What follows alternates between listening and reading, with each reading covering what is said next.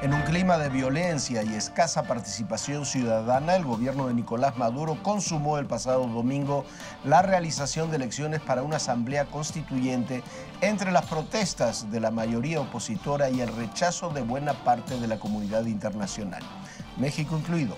Hola, soy Jorge Fernández Meléndez. Las elecciones se hicieron bajo las reglas del gobierno y con una fuerte represión a los opositores al régimen, lo que arrojó al menos 14 disidentes muertos, que se suman al centenar de manifestantes asesinados desde que se iniciaron las protestas hace poco más de 100 días en contra de la imposición de un nuevo marco constitucional. Bienvenidos, yo soy Esdras Chabot. Con la Asamblea Constituyente queda anulado el Parlamento venezolano, lo que instaura en los hechos una dictadura en ese país, pues suprime la última expresión de pluralidad que quedaba.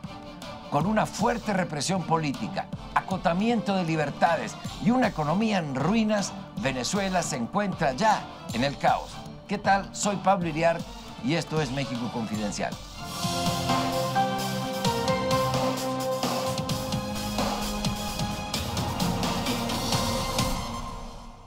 Pues Jorge, Ezra, Venezuela, un país inmensamente rico, ahora económicamente en ruinas y políticamente en una dictadura.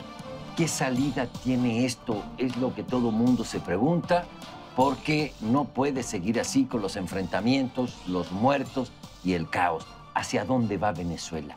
Mira, decía el expresidente Vicente Fox, y muchos dijeron es una frase exagerada, Venezuela va a terminar en una masacre, y si las cosas siguen así, va a terminar en una masacre. No se ve ninguna forma del régimen de que quiera aflojar alguna de sus temas. Apenas el día de ayer Nicolás Maduro estaba diciendo, hablando de la prensa, le preguntaron de la prensa opositora, dijo, bueno, unos van a terminar en la cárcel y los otros en el psiquiátrico. No hay espacio para otra cosa.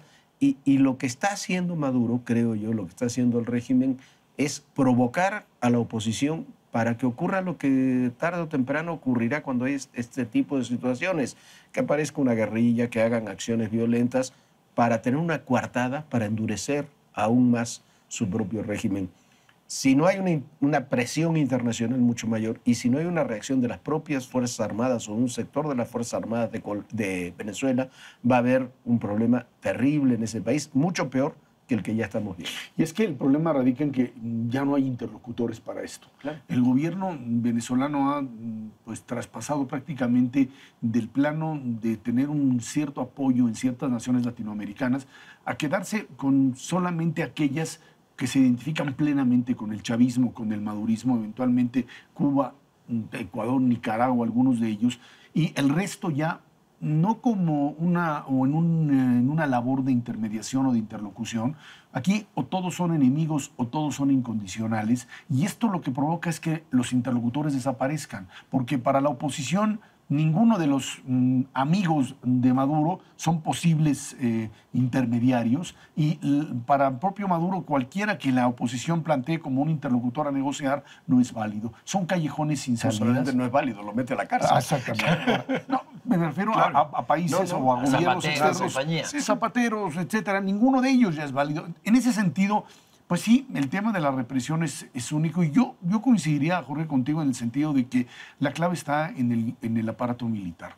En el momento en que podamos ver un resquebrajamiento del aparato militar, alguien que esté en posibilidad de plantearle a Maduro que la salida está no en seguir masacrando a la población. Hoy endurecieron las medidas, vuelven a prender a Leopoldo López, vuelven otra vez a establecer mecanismos cada vez de mayor represión. Esto va a terminar, no va a terminar, es un proceso ya de represión generalizada, y desgraciadamente lo que estamos viendo es esta inacción internacional que le permite a un dictador acabar con su población sin que nadie haga nada. Sí, pero hay un creciente aislamiento de Venezuela en el concierto internacional. En América Latina, inclusive países de gobiernos socialistas, entre comillas, como el de Chile, han marcado su distancia, pero de manera categórica, sin ambajes, y lo han puesto a Venezuela del lado de los países totalmente aislados.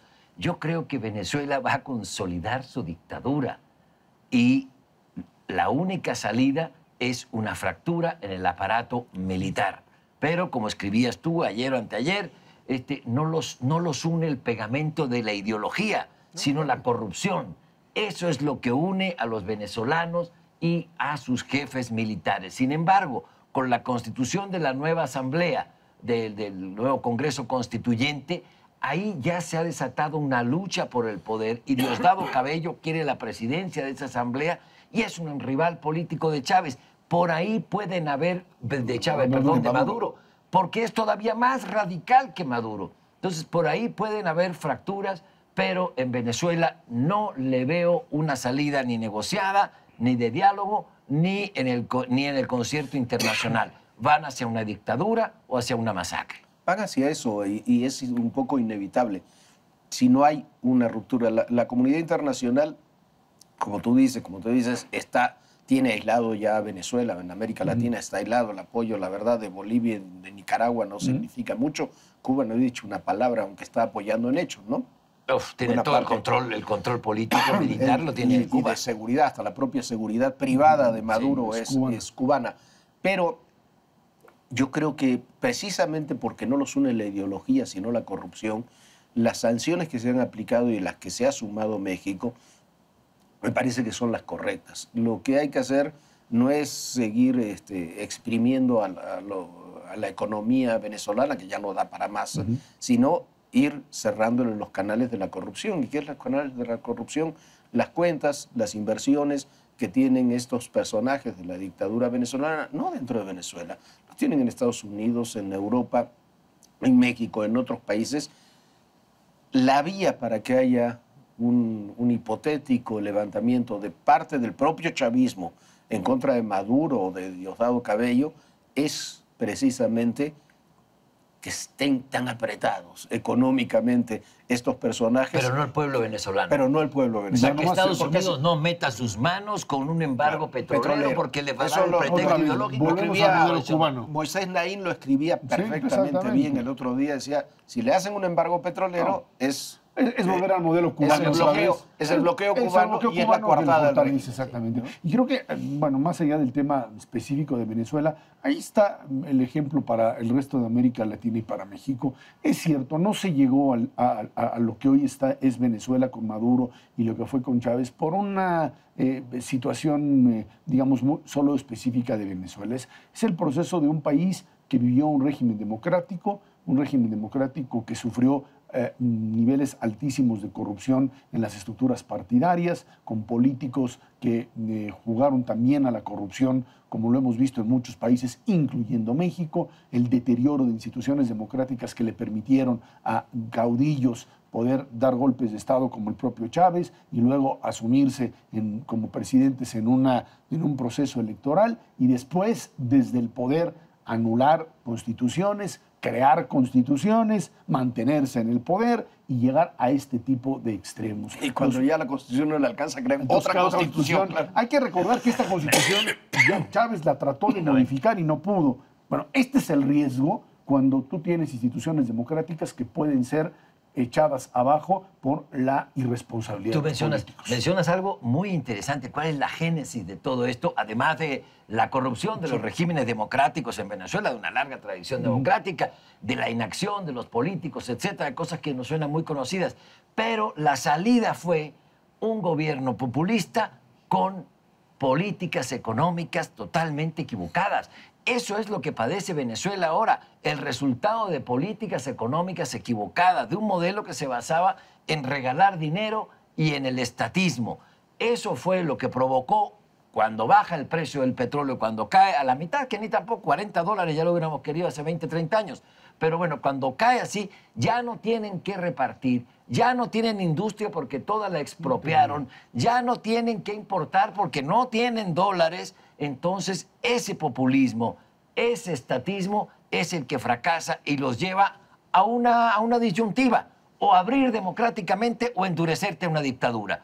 Y esos populismos tienden a la dictadura. Es lo que estamos viendo en Venezuela. Tienden a la dictadura porque, insistimos, no los cuestiona la ideología, sino la corrupción. Ahora, en ese mismo contexto a mí me asombra la posición de la izquierda mexicana. No solamente de Morena, que ya la conocíamos, también de buena parte del PRD. Cuauhtémoc Cárdenas, ¿qué hace defendiendo a Maduro? ¿Qué hacen?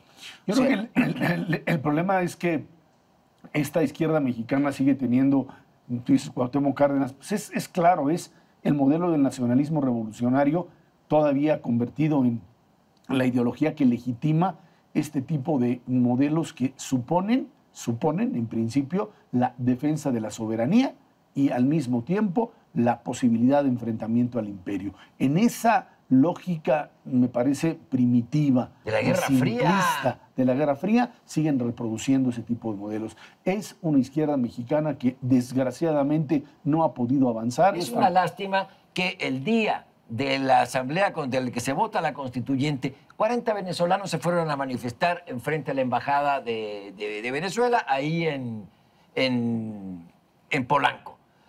¿Qué hacen? Los rodean los grupos Los Panchos Villas, el Movimiento Unificado por la Tierra, Maduro, a los yanquis, dales duro, váyanse a protestar a Miami, y una serie con empujones y agresiones de personas que ni siquiera sabían a lo que iban. Es decir, eso es lo lastimoso de nuestra izquierda, que en lugar de estar del lado de la vanguardia, donde está la izquierda española, la izquierda chilena y otros ejemplos, condenando una dictadura, aquí hacen malabares para defenderla sin que se note mucho. No, me parece lamentable el papel de la izquierda mexicana. Lamentable, y además lamentable porque, hombre, no hay dictaduras buenas y dictaduras malas. Hay dictaduras. Hay dictaduras. Lo que está ocurriendo en Venezuela es una dictadura. No es diferente de lo que ocurrió en Argentina, en Chile, en Uruguay, en El Salvador, en Nicaragua, que fueron todas dictaduras condenadas por los gobiernos mexicanos, por la izquierda mexicana. No, es inverosímil. No solamente dejemos de lado que haya 4 o 5 exponentes enloquecidos de que estén apoyando a Maduro. No sale nadie en la defensa de la izquierda mexicana, nadie en la defensa, que me parece lo más importante. El silencio es una forma de complicidad. Nadie en la defensa de quienes sí están dando la vida todos los días. En Venezuela van más de 140 muertos en 100 días. Es la incapacidad de romper con un pasado que los tiene ahí atorados y los sigue definiendo todavía como una izquierda anquilosada que no les permite avanzar. Y yo no descartaría que el factor corrupción o el factor dinero que llega de Venezuela y sigue llegando de Venezuela hacia algunos personajes tenga mucho que ver en ese tema. Narcogobierno, hay un narcogobierno en Venezuela y, bueno, lo mismo se puede decir aquí de algunos lugares de donde gobiernan. Muchas gracias, esto fue México Confidencial. Jorge Ezra, amigos.